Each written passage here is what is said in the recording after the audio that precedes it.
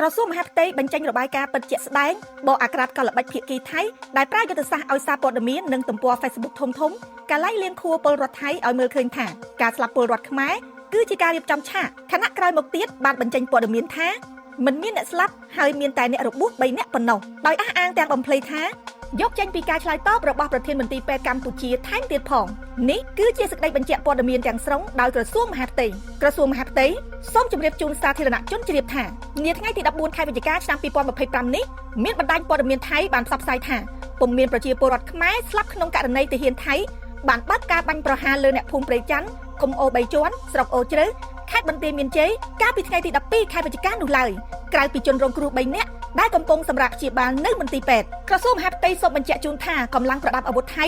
បានបើកការបាញ់ប្រហារដោយប្រើអាវុធវែងប្រភេទ M16 ជាច្រើនគ្រាប់មកលើប្រជាពលរដ្ឋខ្មែរក្នុងភូមិព្រៃច័ន្ទបណ្ដាលឲ្យបាត់បង់ជីវិតចំនួន1នាក់និងរបួសធ្ងន់ចំនួន3នាក់ជនរងគ្រោះបាត់បង់ជីវិតឈ្មោះឌីណៃហៅសល់ភេទប្រុសអាយុ36ឆ្នាំស្នាក់នៅភូមិព្រៃច័ន្ទលទ្ធផលកសលវិច័យរបស់សមត្ថកិច្ចជំនាញកម្ពុជារកឃើញថា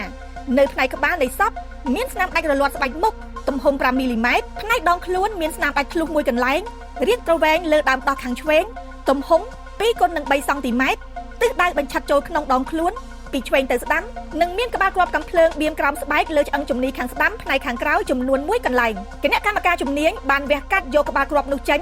នៅចំពោះមុខក្រុមអ្នកសង្កេតការណ៍អាស៊ាន AOT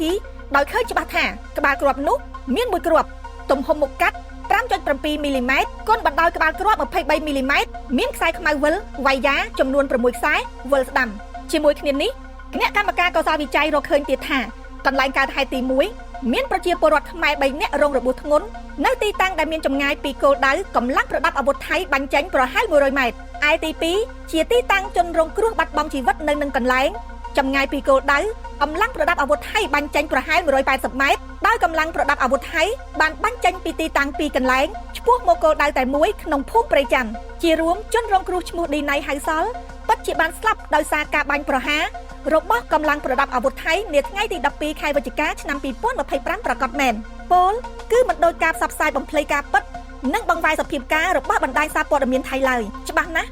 គឺគ្រាប់កាំភ្លើងបានបាញ់ចូលក្នុងធ្លុះសួតដាច់សរសៃធាមធំនិងមានគ្រាប់បៀមនៅផ្នែកខ្នងខាងស្ដាំនៃសពប្រកាសមែន